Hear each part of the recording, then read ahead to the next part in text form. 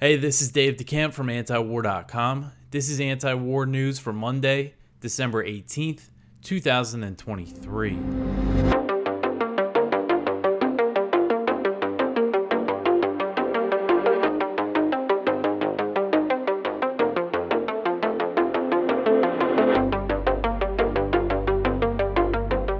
All right, first story at the top of antiwar.com today. Pressure on Netanyahu after the IDF kills 3 hostages.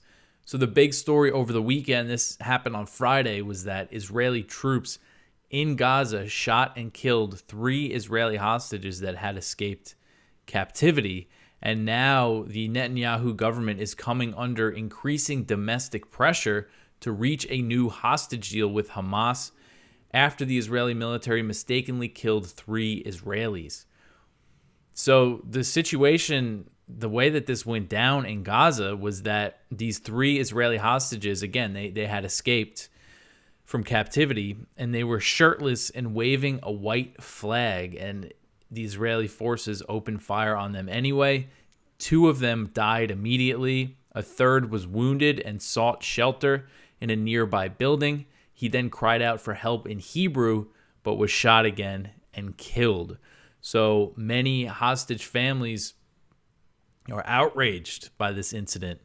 And one of the victims' brothers said at a funeral for him that the Israeli military murdered his brother. The quote was, "Those who abandoned you also murdered you after all that you did right," end quote.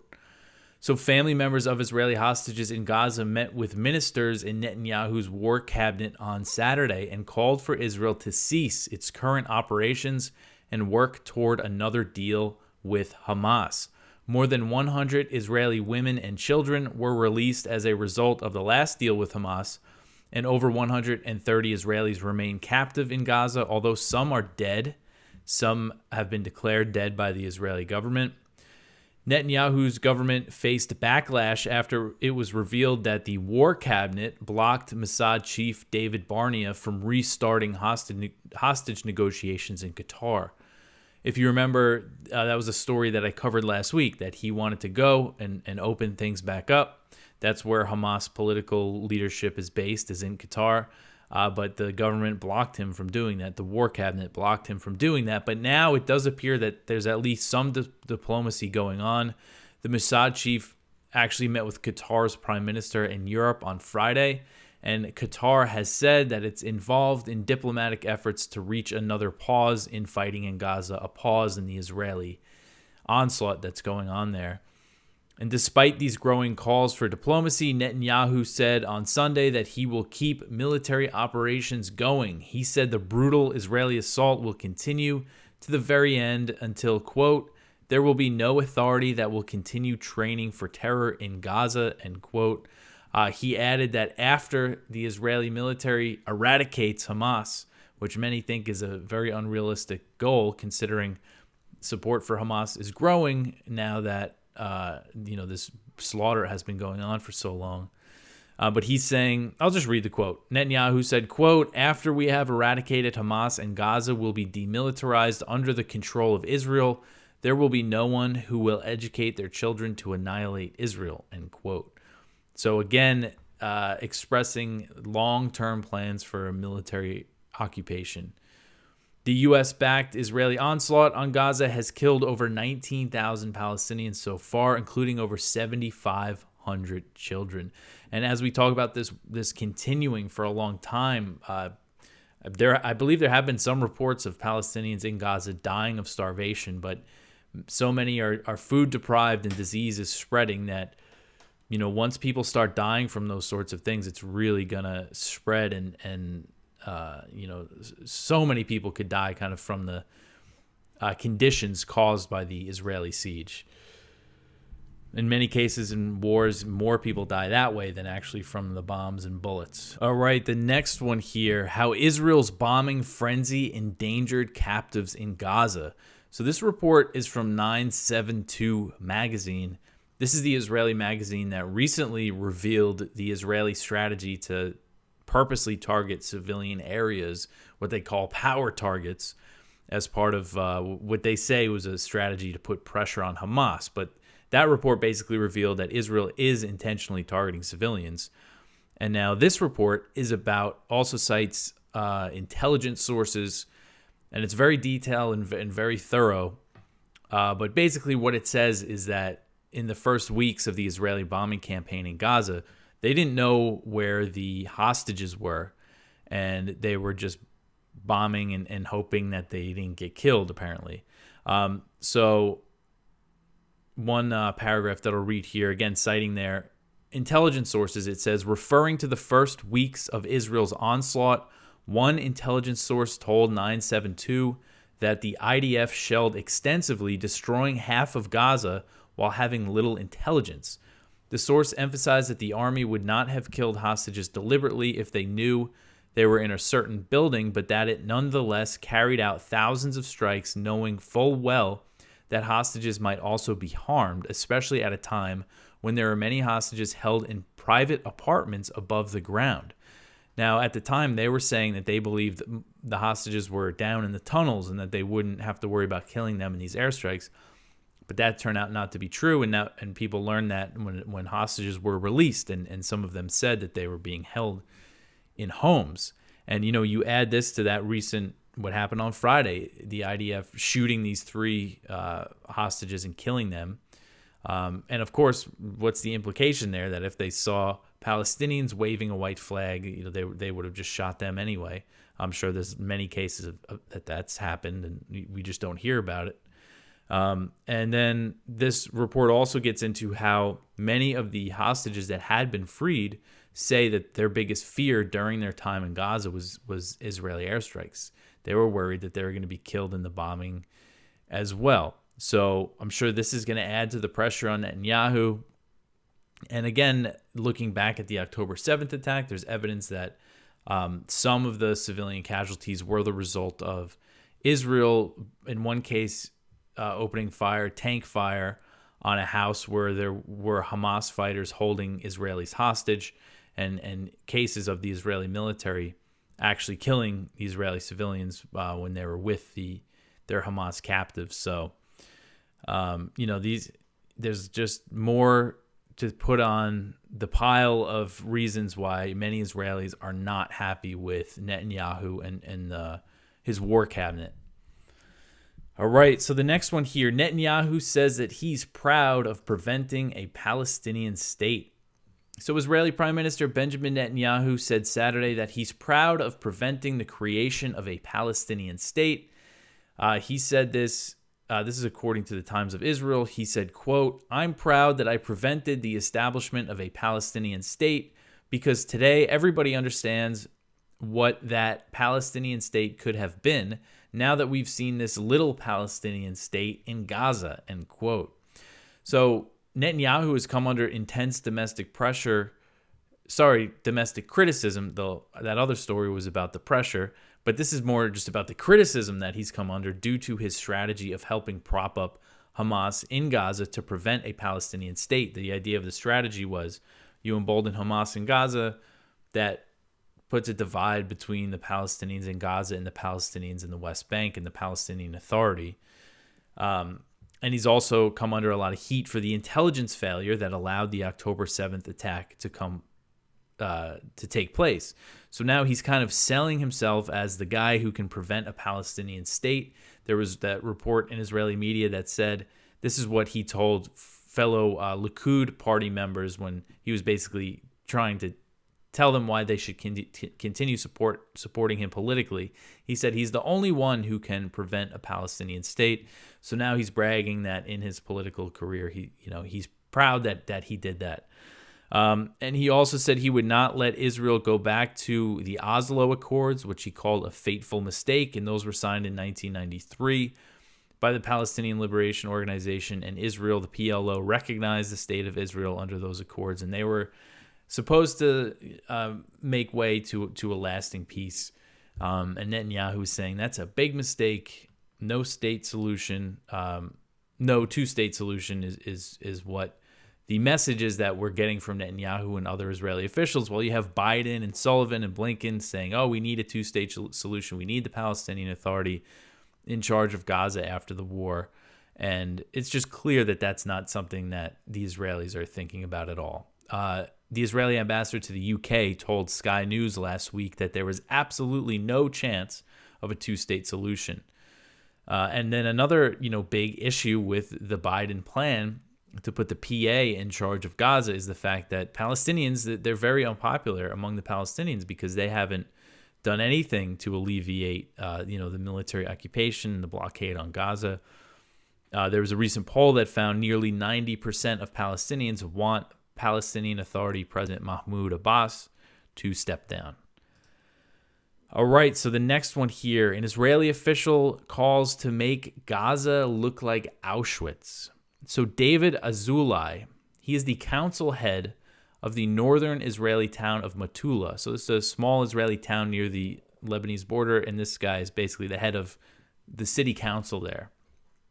And he has called for Israel to make the Gaza Strip look like the Auschwitz concentration camp.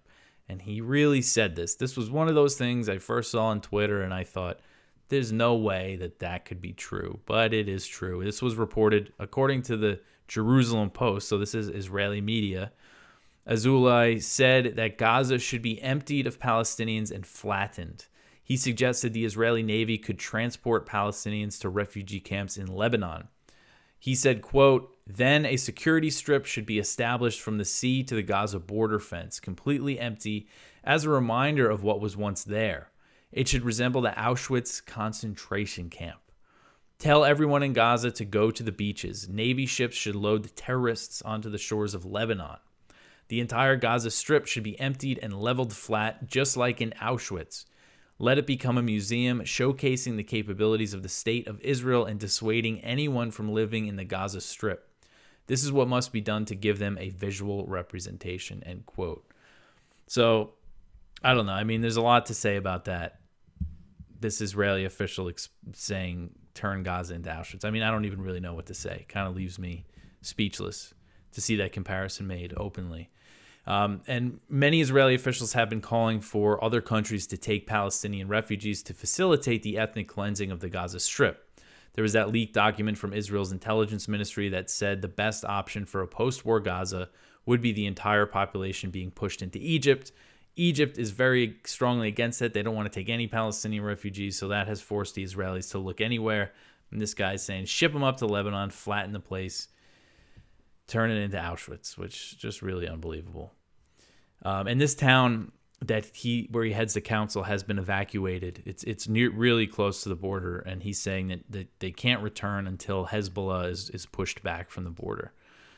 All right, so I have to mention that it is our fundraiser at antiwar.com, and we have matching funds right now, so that means every dollar that you donate will be doubled.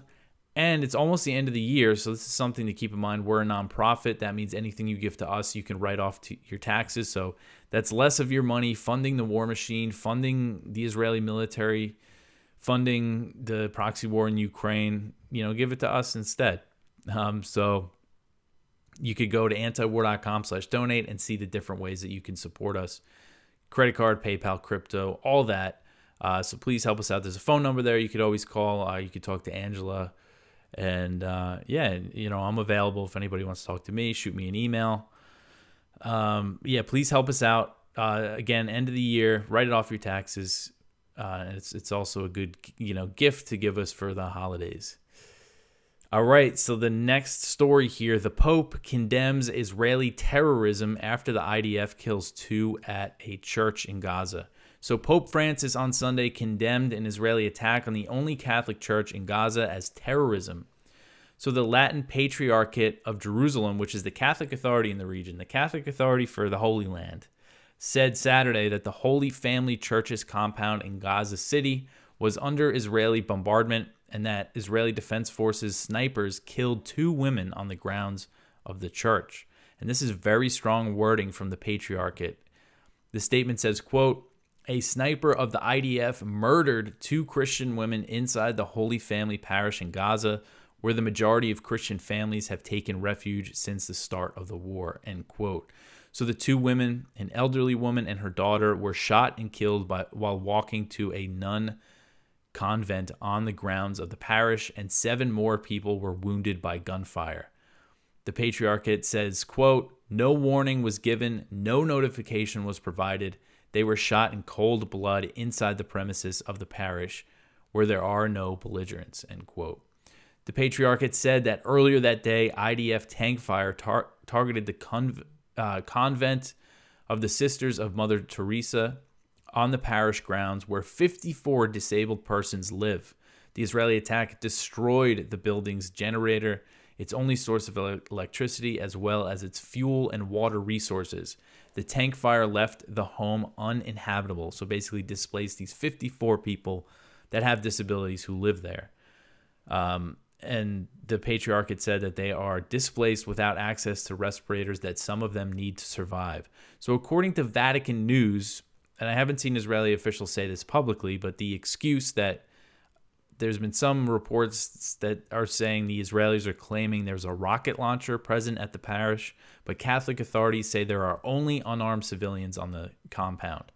Pope Francis said on the parish grounds that there are, quote, "no terrorists, but families, children, people who are sick and have disabilities, and nuns," end quote. He also just said, kind of more broadly speaking about Gaza, that unarmed civilians are the targets of bombings and gunfire. The Pope named the 2 Christian women who were killed, Nahida Khalil Anton and her daughter, Samar Kamal Anton. 2 Christian women. He said, quote, "Some say this is terrorism, this is war. Yes, it is war. It is terrorism. That is why the scripture affirms that God stops wars, breaks the bow, splinters the spear. Let us pray to the Lord for peace," end quote. And again, the death toll right now is over 19,000 Palestinians, which is believed to be a very low, maybe not very low, but the real death toll is likely much higher because there's thousands of people under the rubble that we're not hearing about. I think it's safe to say over 20,000, probably approaching 30,000. But again, that's kind of just a guess from me. But I do believe that there are thousands of people missing, presumed to be under the rubble. And again, that includes over 7,500 children. But despite that, the U.S. is still providing unconditional military aid. And, you know, you think a story like that, there's a lot of Christians in the U.S. who believe the U.S. government should support Israel. But you see what they're doing to the only Catholic church in Gaza. Hopefully it wakes some people up. All right, so the next one here, Israel bulldozes Gaza refugee tents, buries alive dozens. So this article is from the New Arab, and it's based on an Al Jazeera report from a reporter that was on the ground. Israeli forces stormed and bulldozed parts of Kamal Adwan Hospital in North Gaza on Saturday. And according to this report, they buried alive and killed dozens of patients and injured displaced Palestinians. The video from Al Sharif suggests that the courtyard, which contained many tents set up by refugees, was deliberately bulldozed by Israeli forces before people had a chance to escape. And Al Sharif is the Al Jazeera reporter. In the video, he explains that Israeli forces had currently withdrew, but that a major despicable act occurred at Kamal Adwan, and that's the hospital. The video then cuts to scenes of the destroyed courtyard with earth and bricks overturned into mounds under which are dead bodies. So, yeah, he's saying that they bulldozed, and there is pictures, they definitely bulldozed the area, and covered bodies, and people that were injured, that were wounded, were buried alive, according to this Al Jazeera reporter. Really horrific stuff going on the ground in Gaza. All right, the next one here, shipping giants suspend Red Sea transits. So this is a pretty big deal, this story. Major shipping companies are stopping transits through the Red Sea due to attacks from Yemen's Houthis that have come in response to the Israeli onslaught in Gaza. So The Economist reported that Maersk, CMA CGM, Hapag-Lloyd, and the Mediterranean Shipping Company have all paused or suspended services in the Red Sea. And this is 4 out of 5 out of the 5 largest container shipping companies in the world. So it's a big deal. And the Hong Kong-based container shipping line OOCL has announced that it was suspending all shipments to and from Israel. This is, really risks a major impact on the global economy. By avoiding the Suez Canal, Mediterranean or European-bound ships have to go around the Cape of Good Hope, the southern tip of Africa, and that adds thousands and thousands of nautical miles to their voyage. That's lots of fuel that they have to burn, really can increase the price of things. And the Houthis, formerly known as Ansar Allah, sometimes when I say that, people think I said formerly, but they are formally, it's their formal name is Ansar Allah, and they have declared all commercial vessels that are heading to or from Israel will be targeted. Houthi officials have said the only way to restore calm to the region is for a lasting ceasefire to be reached in Gaza. And attacks continued over the weekend. U.S. Central Command said that U.S. and British warships downed 15 drones early on Saturday morning that were fired from Houthi-controlled Yemen. The Houthis govern most of the territory that used to be the country of North Yemen. I know I kind of make this point a lot, but I think it's important because when you see the Houthis talked about in Western media, they call them the rebels, the Houthi rebels, but they've controlled Sana'a since 2014, almost 10 years now, and most of what used to be North Yemen, which is where between 70 and 80% of the entire population of the country of Yemen lives, and they govern those areas. I think it would be more appropriate to say the Houthi government than the Houthi rebels. So anyway, Secretary of Defense Lloyd Austin is headed to the region this week and is expected to announce the formation of a new international naval operation to respond to the Houthi attacks known as Operation Prosperity Guardian. Mohammed al-Bukaiti, who's a member of the Houthis' political bureau, he responded to the news and said that the U.S. would be forming the filthiest coalition in history. He said, quote, "How will the countries that rushed to form an international coalition against Yemen to protect the perpetrators of Israeli genocide be perceived?" End quote. So the U.S. is warning it could take military action against the Houthis. Apparently, they've conveyed some threats to them. And they're also threatening to kill this peace deal that the Houthis and the Saudis reached. So this can get really bad, I think, in the region, especially, if they send this big naval task force and they really start firing back and forth, and if the U.S. bombs Yemen directly, things could really explode. And I saw Houthis are also threatening the Saudis and the UAE, saying if you get involved in this naval task force, we're going to start targeting your oil, your oil infrastructure again. That was one thing that made the Saudis negotiate with the Houthis, is that they got really good at hitting their oil facilities, did some real damage to their oil output. And, if you do that to the Saudis, that's a big deal. So I think, I've seen more unconfirmed reports about more attacks in the Red Sea. So this is not stopping. All right. So the next one here, Ukrainian Marines are being sent on a suicide mission. So this article is from the New York Times, and it is about these Ukrainian Marines that are being sent, and I wasn't aware of this, across the Dnipro River. I usually call it the Dnieper River in Ukraine, but it seems that it's more commonly referred to as the Dnipro River now. But this report is about these Ukrainian Marines that are being sent across the river, basically on a suicide mission. They're in an attempt to recapture territory from Russian troops, but apparently when they get over there, they get killed. And many waves of Marines have been sent across the river, and they're speaking out. For 2 months, this has been going on. And now these Ukrainian troops spoke to the New York Times about it.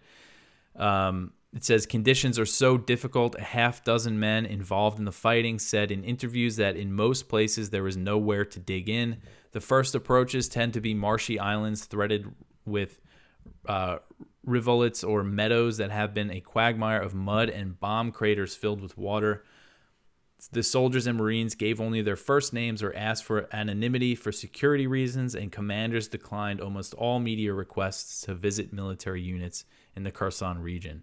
So this is something, it says that several soldiers and Marines spoke to journalists out of concern about the high casualties and what they said were overly optimistic accounts from officials about the progress of the offensive. So this is what Biden is looking to fund for more than a year, these kind of hopeless missions that is just going to get so many, Ukrainians killed. For what reason other than enriching, Lloyd Austin's friends at Raytheon and just kind of trying to keep Russia bogged down in this war. All right, so the next one here, Putin says Biden's claim that Russia will attack NATO is nonsense. So Russian President Vladimir Putin has dismissed President Biden's claim that Russia will attack NATO territory if it wins the war in Ukraine, calling the idea nonsense. So we've seen this from Biden, from Biden administration officials, this claim that if they don't fund the war in Ukraine, Russia's going to, conquer the country and then roll into Eastern Europe. And that means direct war with NATO. And U.S. troops are going to have to fight. Your sons and daughters are going to be sent. I mean, this is what they've been saying. One quote here from Biden. He said, quote, if Putin attacks a NATO ally, if he keeps going and then he attacks a NATO ally, well, we've committed as a NATO member that we defend every inch of NATO territory. Then we'll have something that we don't seek and that we don't have today. American troops fighting Russian troops. American troops fighting Russian troops if he moves into other parts of NATO, end quote. So responding to this claim, Putin said that he had no interest in fighting NATO. He said, quote, it is complete nonsense, and I think President Biden understands that. Russia has no reason, no interest, no geopolitical interest, neither economic, political, nor military, to fight with NATO countries, end quote. And I think that is clear now because if Russia wanted to go to war with NATO, they have the pretext. NATO's been funding this war, and not just funding it, not just providing weapons, but providing intelligence, building up Ukraine's intelligence services so they could carry out sabotage attacks inside Russia, Crimea. If the shoe was on the other foot, the U.S. would have declared war against Russia a long time ago. So I think it is clear that Putin does not want direct war with NATO. But it doesn't matter. That's just the talking point. And that's something John Mearsheimer always points out, that before 2014, before the Euromaidan, and then which led to the coup that ousted Yanukovych, the Western media never claimed that Putin had his eyes on Eastern Europe, that he wanted to invade Poland or the Baltic states.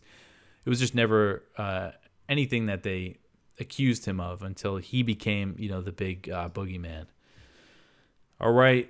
So the next one here, U.S. nuclear-powered submarine docks in South Korea. This article is from Kyle Anzalone at the Libertarian Institute.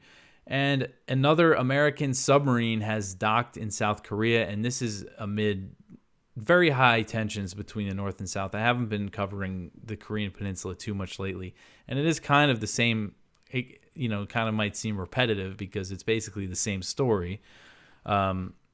And it involves the U.S. sending submarines and bombers to South Korea, conducting huge war games, North Korea launching missiles, then more war games in response, and more missile launches, and North Korea and South Korea are scrapping these agreements that they had with each other in an effort to, ease tensions years ago, and now things just continue to rise. And so this is a nuclear-powered submarine, but earlier this year, the U.S. sent a nuclear-armed submarine to dock in South Korea.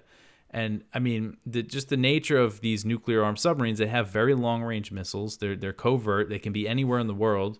They could strike North Korea without having to dock in South Korea. So the only purpose of doing that was to say, hey, look, we have nukes here.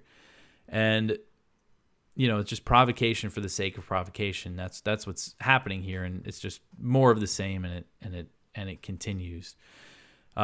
So the last story is another one from Kyle. Guyana and Venezuela agree to no military force in dispute. So Guyana and Venezuela signed an agreement that said they would not threaten or use force against one another in any circumstances to resolve their competing claims to the Essequibo region. And this is the region of Guyana that Venezuela claims. And Maduro, the Venezuelan president, they recently held a referendum, and Venezuelans voted to turn it into a Venezuelan state. So it raised concerns about possible military intervention. But he met with Guyana's president, Irfan Ali, and the two agreed. And, they both sounded happy with the meeting. So I guess things have cooled down a bit. And of course, after, the referendum and Maduro released a map showing Essequibo as a Venezuelan state, the U.S. conducted military drills with Guyana. So, of course, it's another part of the world where the U.S. is involved. So if things do escalate, there's always the risk of the U.S. intervention being involved there. And the U.S. is very involved in the region, as it has Venezuela under all these sanctions. But for now, it doesn't look like this is going to get hot. That is it for the news for today. It was a lot of stuff. A lot of stuff happened over the weekend. Go check out our Viewpoints. We've one from John Mearsheimer. The myth that Putin was bent on conquering Ukraine and creating a greater Russia. And so that gets into, that's another thing, is that, they say if the U.S. stops supporting Ukraine, then Russia's going to conquer all of Ukraine. But there's also no indication that that's what they want. Another one from Eli Clifton, U.S. Rep, backing Israel is the path of least resistance.